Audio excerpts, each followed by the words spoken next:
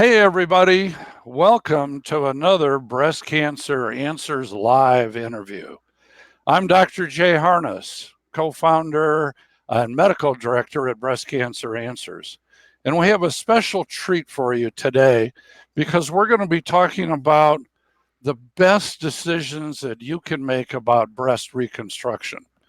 And my guest is a fantastic plastic surgeon from San Antonio, Texas, Dr. Minas Chrysopoulos. And I butchered it.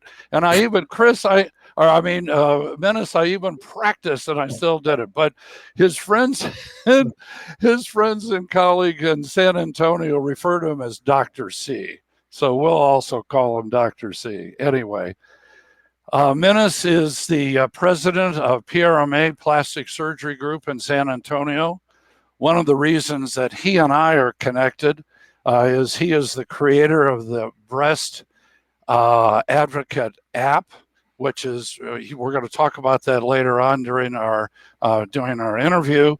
And then incredibly, I found out about this last night. He's the co-founder of Invisible Scars Advanced Scar Therapy. And I went on that website and found it to be really fascinating.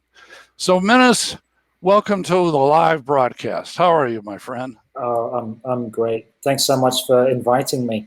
Oh, it's truly my honor and my pleasure. So you and I have had all sorts of conversations as we've gotten to know each other better about shared decision-making, about making really good decisions for women who are looking at a mastectomy, about reconstruction. I'm going to turn the ball over to you because you deal as a plastic surgeon on almost a daily basis with the fears that women have, with their concerns. See, how am I going to look? Is there going to be sensation? So, Minas, carry on, my friend.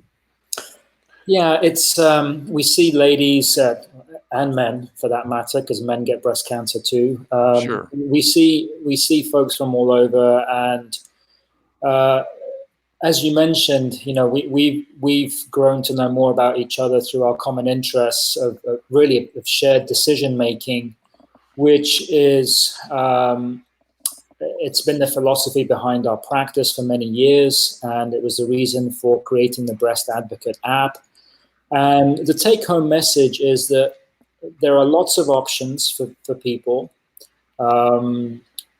especially when it comes to breast cancer surgery, whether they have a lumpectomy, whether they have reconstruction at the same time as their lumpectomy, known as oncoplastic surgery, whether they have a mastectomy on one side, a mastectomy of the healthy breast too. That's a huge area of debate and anxiety for patients. Whether they go flat and have no reconstruction, that is an option that has to be discussed, because that too has aesthetic implications, and there's a right way to do it and a wrong way to do it. And then for breast reconstruction specifically, there's no one best way. We talk about tissue, the patient's own tissue being the gold standard, and in many ways it is. It's natural, it's soft, it provides the best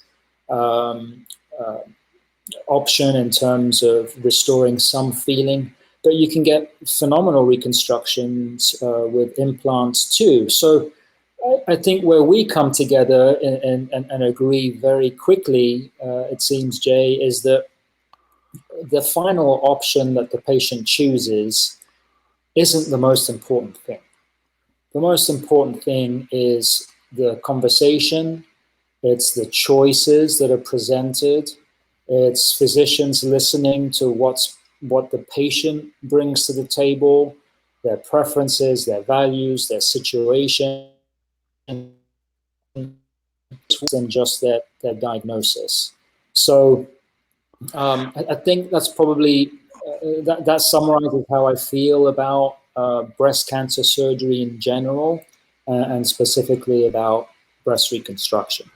Well, that's a beautiful overview. And as you and I discussed last night, unfortunately, there's a fair number of patients who aren't presented with all these different options. But let's break it down a little bit. Let's say a patient is let's say, gene positive or has multicentric disease and needs a mastectomy.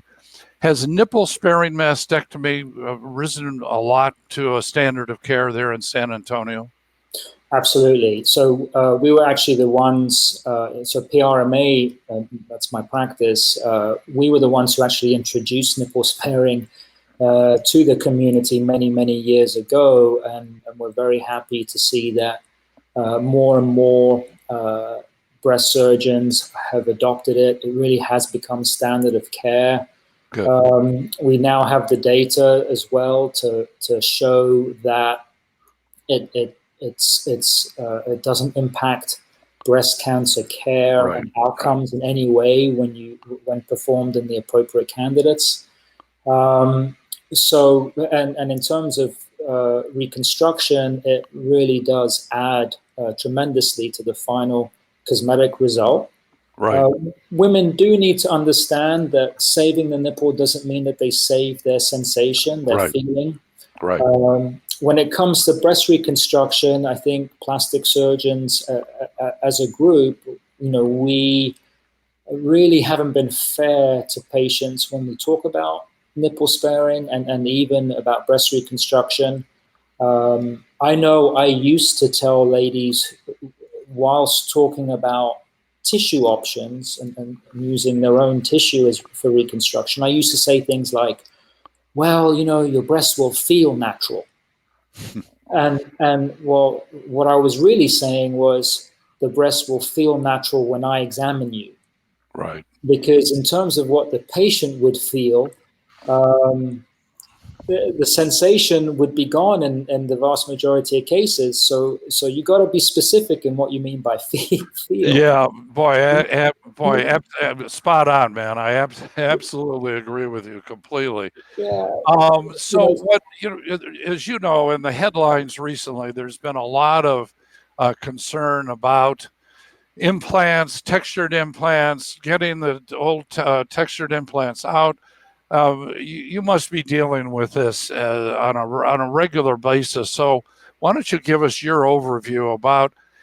I've had patients say, I don't want any foreign body in me, and I'm going to have them changed out, like having your tires changed out in your car in 10 years or something of that sort.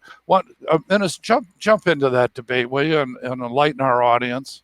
Yeah, for sure. So the news really has been dominated by ALCL, or specifically BIA ALCL. So let me break that down. So that stands for breast implant associated anaplastic large cell lymphoma.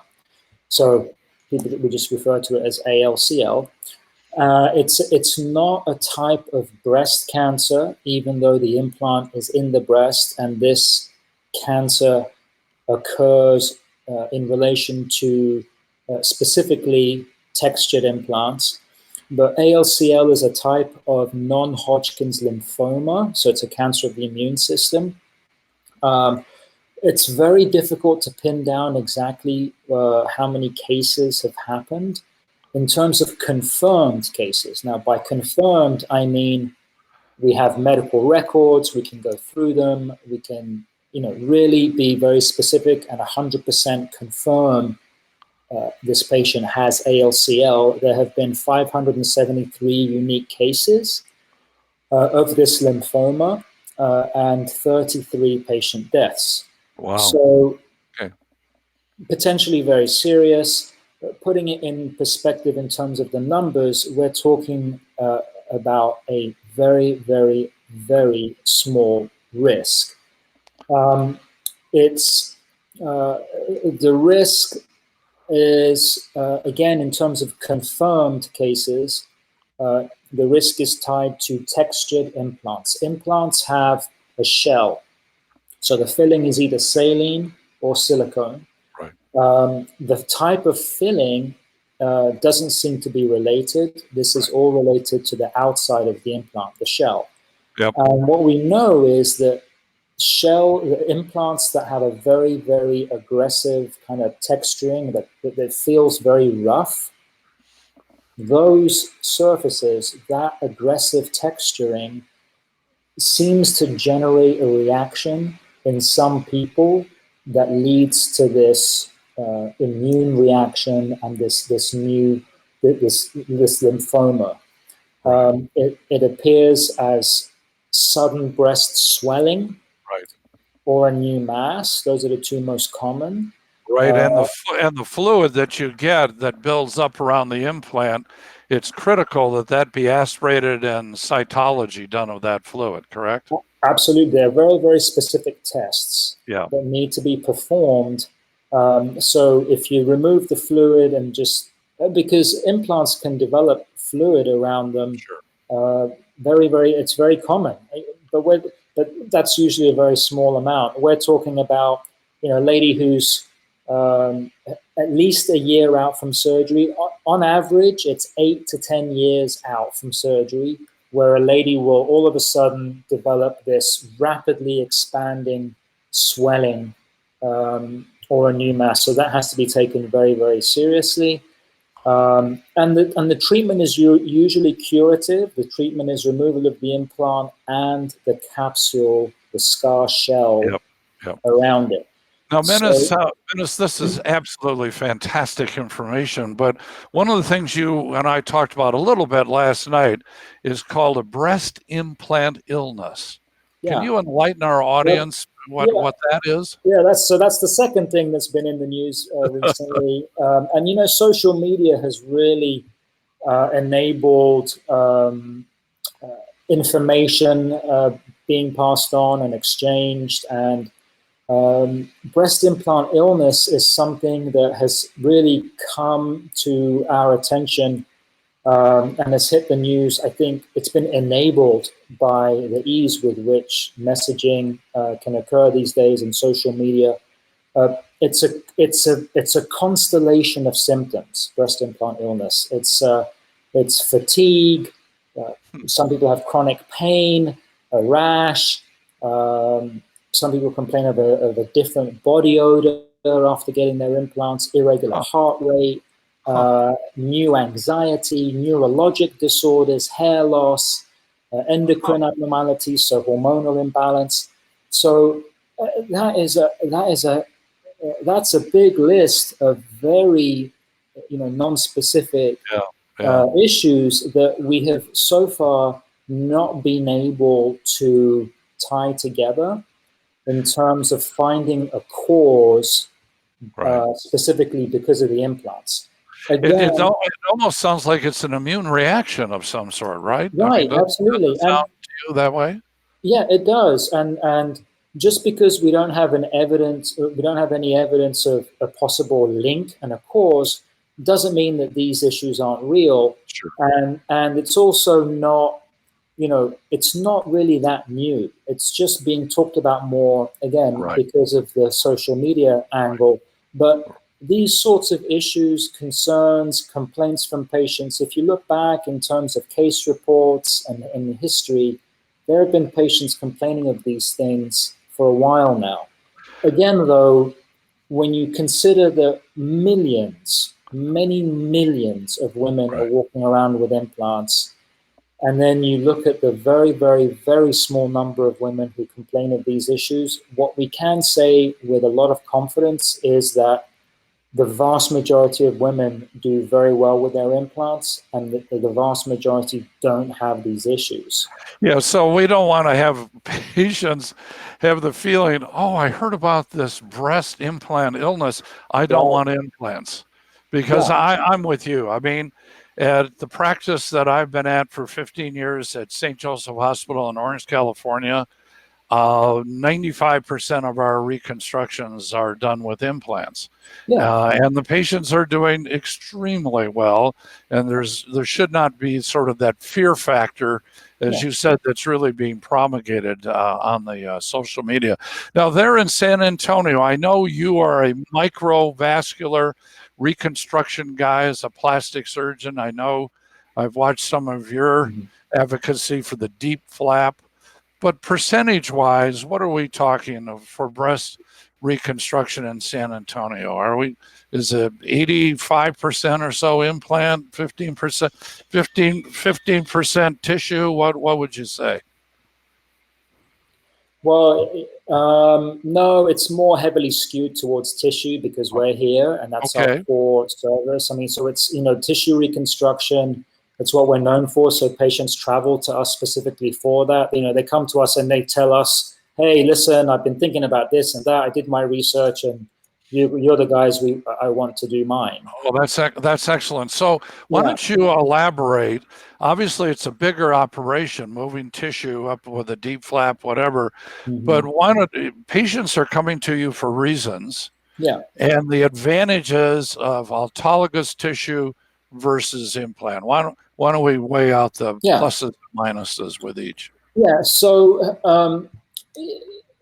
a lot of women, to your point, they just don't like the idea of anything foreign in their body. Yep.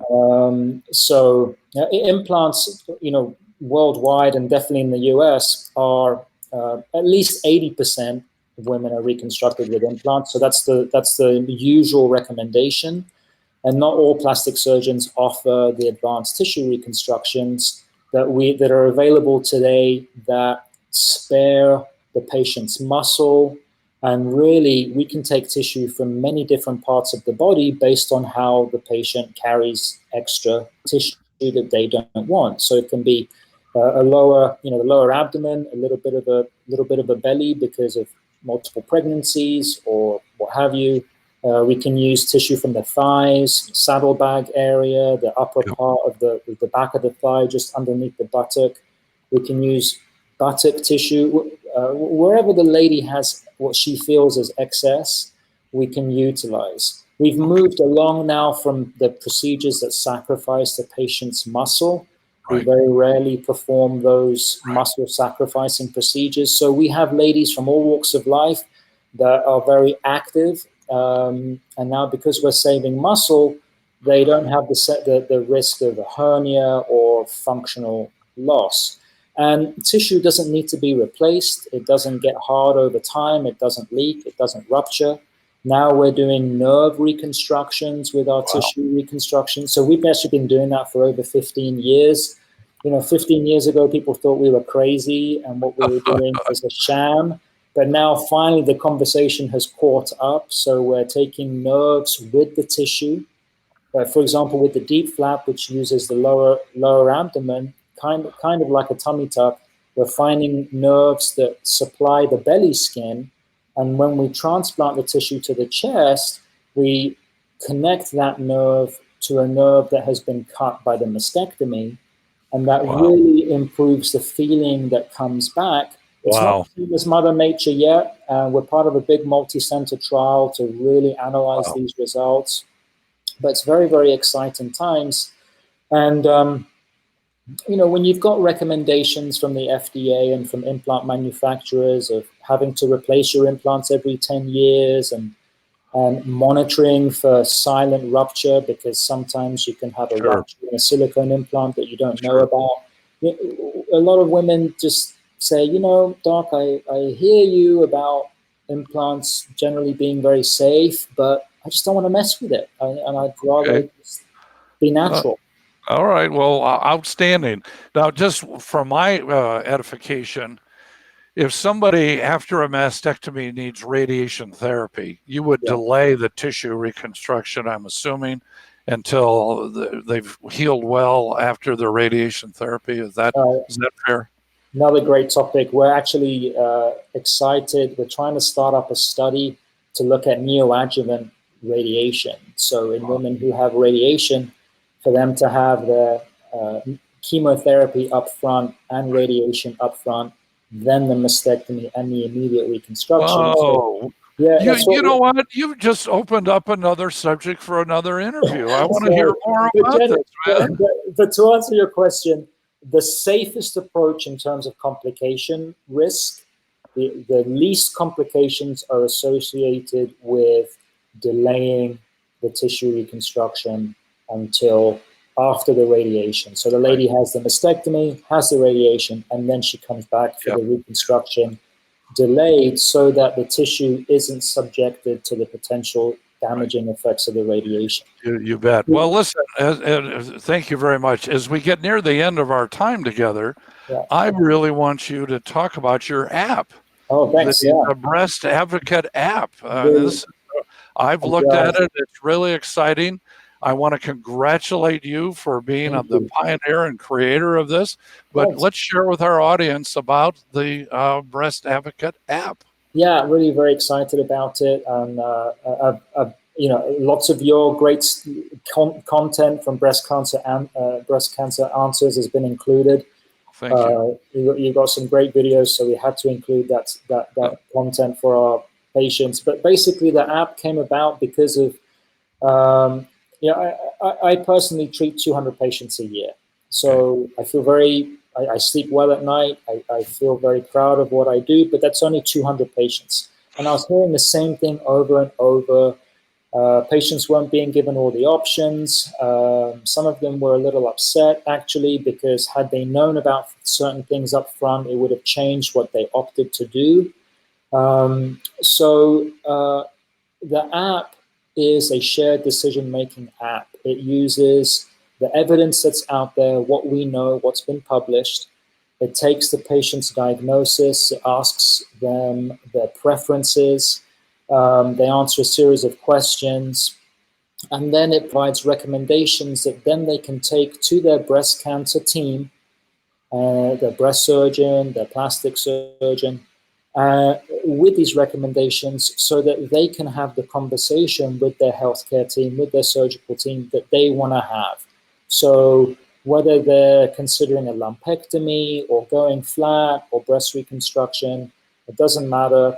Whether they're a gene mutation carrier, whether they have an actual current cancer diagnosis, males, so this is for men too, anyone who's touched by breast cancer or the risk of developing it has this tool now, Breast Advocate, that presents all the options in a very user-friendly way based on their individual preferences. So it's very, very powerful. The app is available for both Apple and Android, correct? Yep. So if you go to breastadvocateapp.com, you can download it via the website there. It's free for patients, and it's available for iPhone, Android, and iPad. Okay, awesome. Yeah. Well, listen, let's sort of bring this to a conclusion. Minas, we've been, you and I are really, really strong advocates for a multidisciplinary approach. That's a large team of people involved with our breast cancer patients, including outstanding plastic surgeons like yourself, devoted breast surgeons like myself, radiologists, pathologists, medical oncologists, physical therapists, integrative medicine folks, et cetera, et cetera. I constantly want to emphasize to people watching videos like this, make sure that you're working with a multidisciplinary team. And if mastectomy is something that either the patient chooses or is really going to be necessary, then the shared decision making here is really very important with a really skilled plastic surgeon who this is their passion and this is their advocacy. Minas, what are your sort of final wrap-up thoughts this has been a really wonderful interview as we bring this to closure? Thanks, Jay. I think I would just like to stress that the best advocate for the patient is the patient themselves. So if you're not having the conversation you want to have, it's okay to look at other options. Not all physicians can offer absolutely everything, and some physicians may not be able to offer the approach that you think you may want. So it's important to do your research, advocate for yourself, and make sure, I know it's a very, very emotional time for most people. Most people don't have the luxury of time. But do your research, advocate for yourself, and get a second opinion. Use the Breast Advocate app. Just the consequences of the decision making, that's what you have to live with. Oh, very, So very good. Those are great thoughts. Now, if people want to learn more about some of the really cutting edge things you're and your group are doing, your PRMA, is there a website for people to check out? yeah, absolutely. So prma-enhance.com. Okay. That's we have a very informative website and a very informative blog. Also on social media. So if you look up PRMA plastic surgery on any social media channel, will come up. So we're very active online. We have a great patient advocacy group out there to help pass information along. Also, please look us up. Cool. Well, Minas, I want to really thank you. I won't attempt to try and pronounce your last name again. Oh, my word, it's embarrassing. That's why they call you Dr. C, and we love it. That's right. Yeah, this has really been a wonderful time together. I want to thank our audience for participating with us today. I'm Dr. Jay Harness, wishing you all of the best. Remember, at Breast Cancer Answers, we're here from you. Stay tuned for future interviews and future coming events at Breast Cancer Answers. Have a blessed day.